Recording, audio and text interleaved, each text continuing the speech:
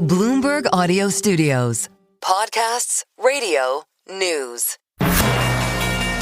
This is a breaking news update from Bloomberg.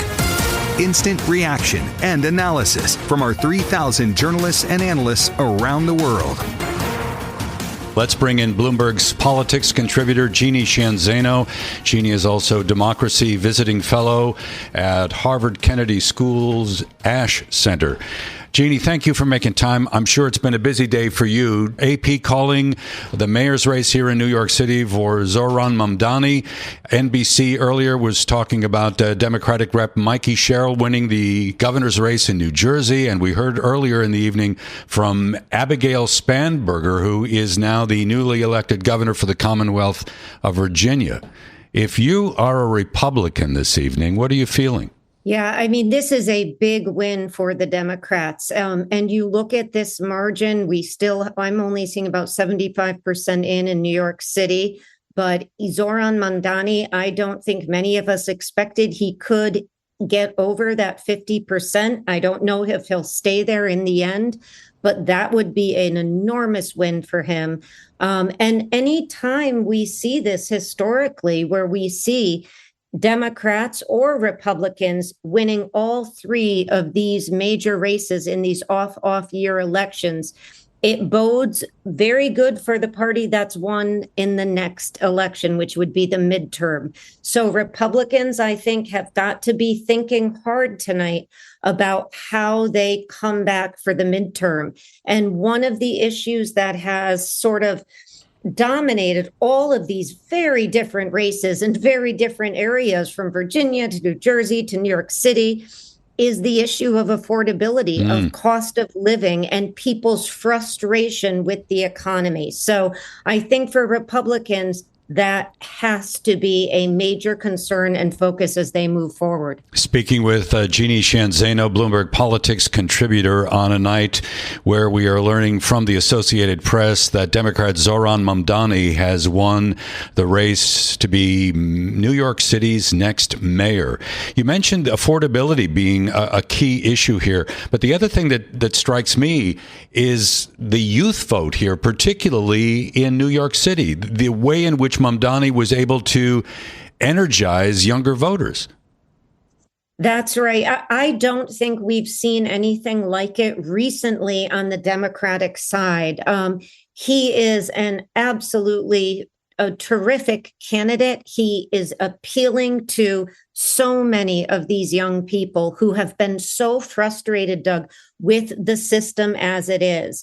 And who have been looking for somebody to come in and to say that they have something new to offer. And so I think one of the things for the very frustrated moderate Democrats is that they were backwards looking with trying to push Andrew Cuomo out front. And so that is something that more moderate Democrats are going to have to think about, the establishment wing of the Democratic Party, if you will. But Zohran Mamdani, who doesn't have, we know, a lot of executive experience for sure, he ran an incredibly smart and strong campaign, well organized, well funded, and his message was particularly compelling to people in the city. And these turnout numbers, over 2.2 million New Yorkers turned out to vote, we're hearing now. Those are incredibly historic numbers. So, Jeanne, as he builds out his administration, would you expect him to move to the center and tap, let's say, commissioners or department heads that would be maybe a little bit more moderate in their thinking? I think that is possible. And I'll tell you why. Number one, obviously, his acknowledgement of the police commissioner just before the last debate, I think, was a small sign of that. But today, for so long, he had not said where he was going to vote on these ballot initiatives. And after voting today, he came out and he said that he had voted yes in the same way that Andrew Cuomo had. And if that left Curtis Sliwa as the one who had voted no. And I think that is another sign that we may underscore, because we don't know, see him moderate as he moves to fill in these very important positions that he has to fill. But one thing we do know about Mamdani, at least so far during the campaign, is that he is willing to think very carefully about what people are suggesting, to the criticisms that are coming his way. He's very open to that. And in the end, he seems, at least on the face of it right now, to be very honest about where he comes down. And so I think the yes on these three ballot initiatives is an inkling that maybe we'll see him moderate a little bit. He alarmed some of Wall Street, much of Wall Street, by vowing to tax the rich. Now, we know the dance here when it comes to tax policy in New York City is very much a dance with the governor. Can you imagine a partnership? I know that the governor of New York State, Kathy Hochul, did endorse Mamdani, but I'm wondering about how you imagine their partnership going forward. It's going to be very interesting now with a win, and particularly, Doug, if he is able to pull through this mandate, which for me means he's got to get over 50%. We've got Hochul now coming into a very tough election. She's going to be primaried by her lieutenant governor. She's facing a what we think will be a very strong campaign by Elise Stefanik. She is going to need Mamdani. And I think that is going to give Mamdani a lot of ability to move forward on some of what he has promised. But as we know, the governor also is got to have to deal with the Assembly and the Senate up there. And so she's not going to be able to give him everything he wants. But I do think that relationship is going to be really important going forward. I know there's a lot of talk right now that his win is going to make it very hard for her to pull out a win. And I think there could be some truth to that. But I also think that she is going to try very hard to work with him so that a lot of this energy and focus that he has had at the polls comes her way. Speaking with Bloomberg's politics contributor Jeanne Sheehan-Zaino about what is now being called as a victory for Democrat Zohran Mamdani. He has won the mayor's race in New York City. Jeanne, when it comes to the presence of Donald Trump in this campaign, particularly in the New York City's mayor's race, could he really be a problem for Mamdani with a threat of withholding federal funds? I think he can. I think that Zohran Mamdani came out today and talked a little bit about how he would confront that. And certainly the courts are the major way in which you confront it. We've also heard talk that potentially you fight fire with fire and you withhold some of New York's incredibly large tax base. So I think we are setting up for a fight. But I do think that Donald Trump's role in all of this is very perplexing. I don't know in what universe Donald Trump thought that his endorsement of Cuomo's, coupled with Elon Musk's and Stephen Miller's, would help Cuomo or help the Republicans. So, it's almost to me as if he helped Mamdani. I mean, Mamdani jumped on those right away and used it to his advantage. So it was a very strange way in which he tried to enter this race. He sort of loomed over it. The last I looked on Truth Social, he hasn't said much about what has been so far at least, a very difficult night for Republicans. I take him at his word when he says he's going to try to take action against the city of New York. But I also think for all the frustration that New Yorkers who don't welcome Mamdani feel, I think they're not going to feel much love for Donald Trump either if he tries to impact with the millions or billions of dollars he's talked about withholding from New York. I think he'd have a big fight on his hands. So we have Democrat Zohran Mamdani winning the mayor's race in New York City. We have Democratic Rep Mikey Sherrill winning the governor's race in New Jersey. Abigail Spanberger being elected the first female governor of the Commonwealth of Virginia. You were mentioning a moment ago, Jeanne, that this could be kind of a harbinger of what's to come in the off-term elections next year. Now, tonight in California, voters there are going to decide on Proposition 50. Now, we know that this measure would redraw the state's congressional maps to favor Democrats. This is part of a broader story here when it comes to the national battle on redistricting. How do you see this playing out going forward? It looks, if we believe the polls, and the turnout there, Doug, has been incredible. I mean, I'm looking at over a third of the electorate turning out for a proposition in an off year election is absolutely incredible. And if the polls are to be believed, it looks like Gavin Newsom and those in favor of Prop 50 are going to pass it. And that means that Democrats will have enough seats likely in California to counter the gains that Trump and Abbott made by redistricting in Texas. I think the redistricting or mid-decade redistricting war will continue as other states are sort of pushed and pulled to get involved. Virginia now, for instance, that we have a Democratic governor. Indiana, the vice president was just out there trying to compel them to move forward.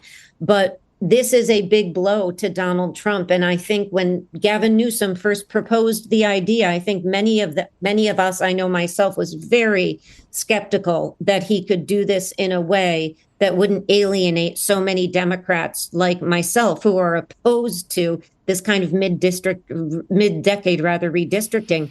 But he did it. It looks like at least he has done it. And he has made the case that we need to fight fire with fire. This is temporary. And it is to confront what is happening on the Republican side. So I do think that this countering in California is setting an example for the rest of the blue states. And if they're able to, I think we will see at least some of them, like I mentioned, Virginia, following suit.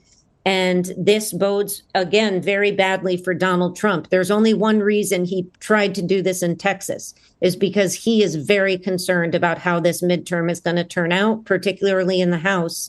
If Democrats take the House, everything he wants to do that requires congressional approval is going to be stalled, and he'll be the subject of enormous oversight investigations. Jeanne, thank you so very much. It's always a pleasure. Jeanne Sheehan-Zaino there, Bloomberg Politics contributor.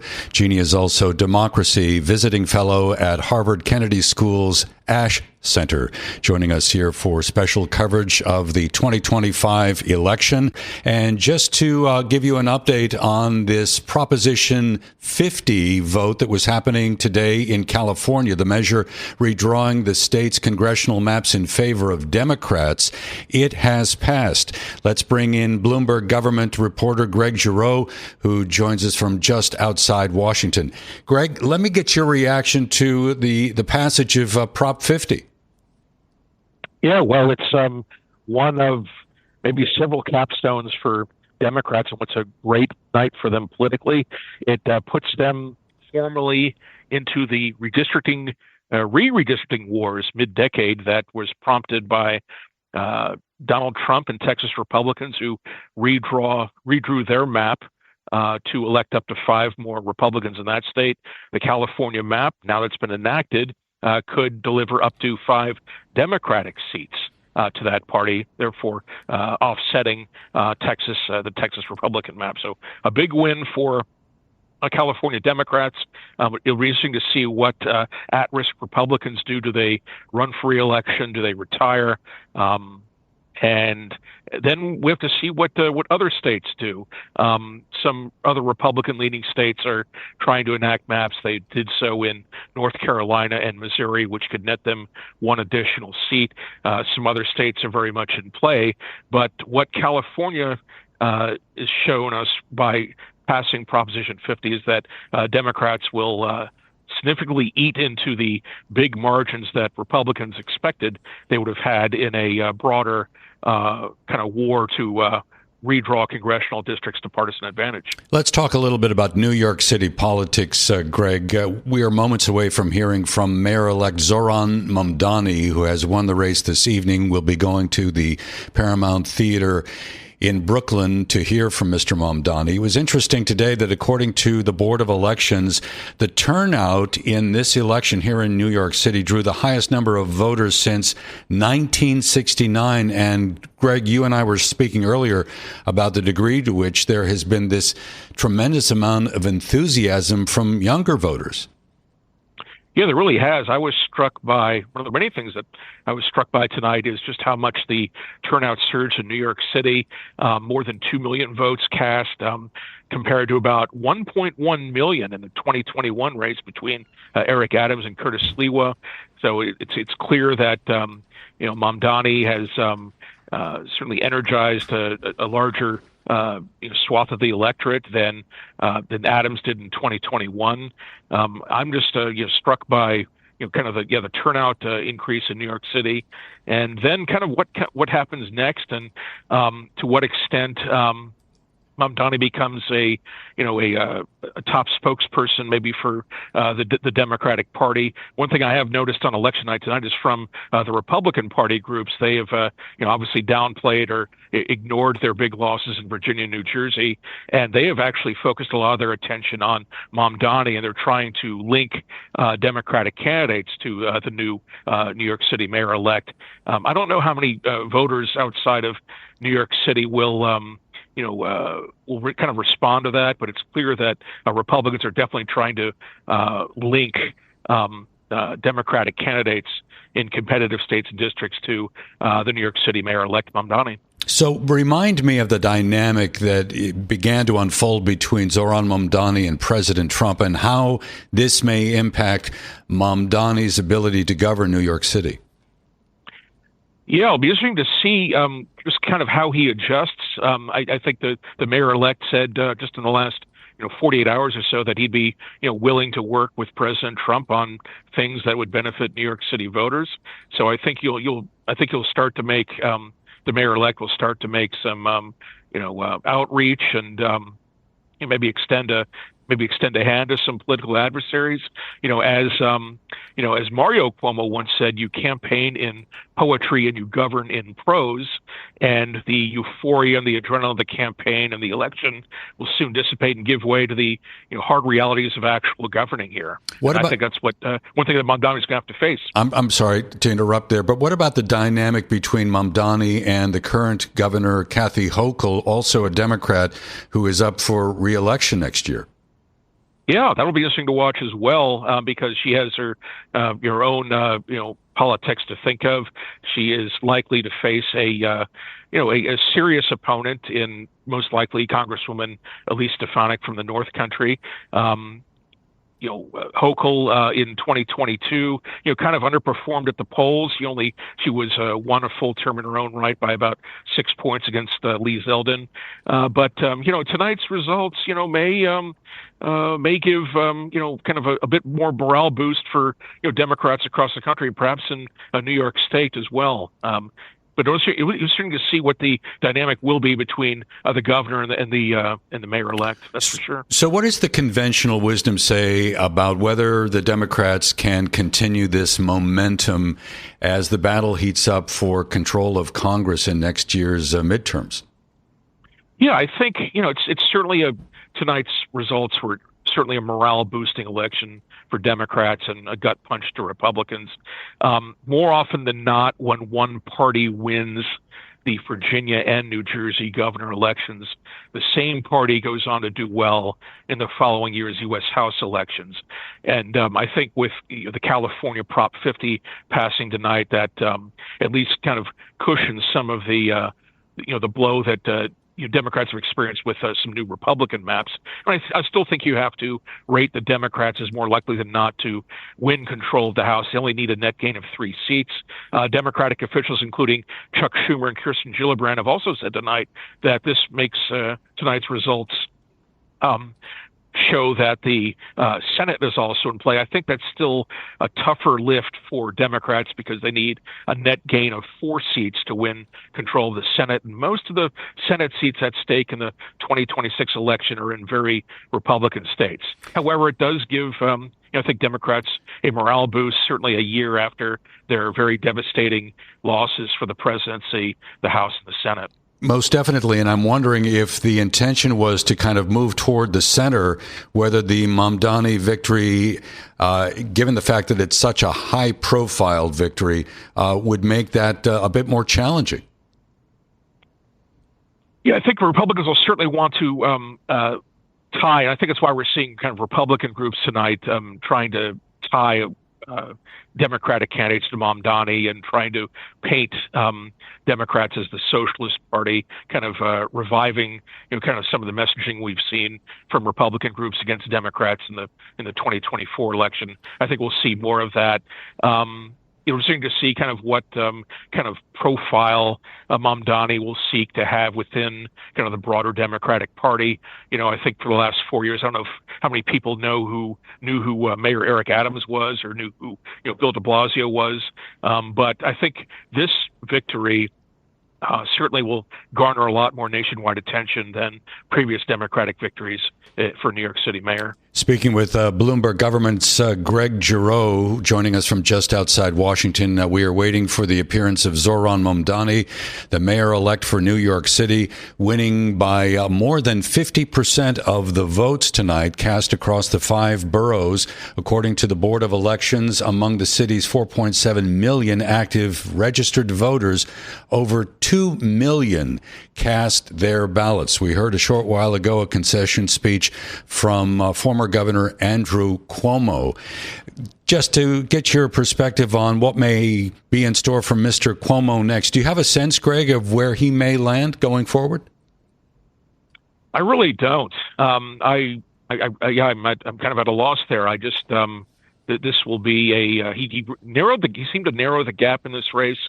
I think he was, it was a very kind of incongruous situation where he was saying that he would be the one to stand up for Trump, but then he also accepted Trump's endorsement. And it looks like a lot of the Republican vote in New York City peeled away from Curtis Sliwa to back Cuomo. But I'm not sure what will be next for him. I don't know. And of course, President Trump endorsing Cuomo in the last several days. Was that a surprise to you? Maybe a formal endorsement. I think Trump had telegraphed that that Curtis Sliwa didn't really have a realistic chance to win the election, and that really the only way for Mamdani, who Trump obviously vociferously opposed, the only way for him to lose was to have perhaps a one-on-one race with Cuomo, or have at least as many Curtis Sliwa voters shift their allegiance to Cuomo. But as it turned out, that wasn't enough. It would have been interesting to see, even in a one-on-one race, presumably Mamdani would have won. It looks like he's just over a majority of the vote. It would have been interesting to see what would have happened if the Republicans had nominated a kind of a more mainstream, well-known candidate like, Congresswoman Malliotakis of Staten Island and Brooklyn. If that had been a one-on-one race against Mamdani, how that would have turned out, that's what we can only kind of speculate now. And just in the interest of full disclosure, Michael Bloomberg endorsed Andrew Cuomo in the mayoral race. He also donated to the super PAC supporting Cuomo. Michael Bloomberg is, of course, founder and majority owner of Bloomberg LP, the parent company of Bloomberg Television and Radio. Speaking here with Bloomberg Government reporter Greg Giroux in Washington as we stand by to hear a victory speech from the mayor-elect of New York City, Zohran Mamdani. Will go live to the Paramount Theater in Brooklyn. Very quickly, Greg, if you were to summarize the gubernatorial races in both New Jersey and in Virginia, what's the key takeaway? I think the key takeaway for me is the Democratic margins of victory more so than the Democratic wins. I think it was clear going in that Abigail Spanberger in Virginia was a clear favorite to win that election, and that Mikey Sherrill was probably going to win the governorship of New Jersey. But I am struck by their margins of victory as we speak. Spanberger, with about 95% of the vote in, is leading by more than 14 percentage points, which would be the largest margin of victory by a Democrat in a Virginia governor's election since 1961. And in New Jersey, as we spoke about earlier this evening, I think Sherrill's margin of victory, I think she exceeded expectations. What may have been a single-digit race is now turning out to be a double-digit decisive blowout. She is leading by more than 12 percentage points with, about 95% of the vote counted. And Sherrill had, unlike Spanberger, had to run with to succeed a term-limited two-term governor of her own party, Phil Murphy, who did not have the best approval rating. And Chitterelli was trying to run against so-called Trenton Democrats and trying to link Cheryl to Phil Murphy. But it looks like, Cheryl is going to win very decisively by the double digits. And if with her win, that'll mark the first time also since 1961 that the same party has won 3 consecutive governor's elections in New Jersey. But bottom line, it was the margins for Democrats that stand out more so than the win.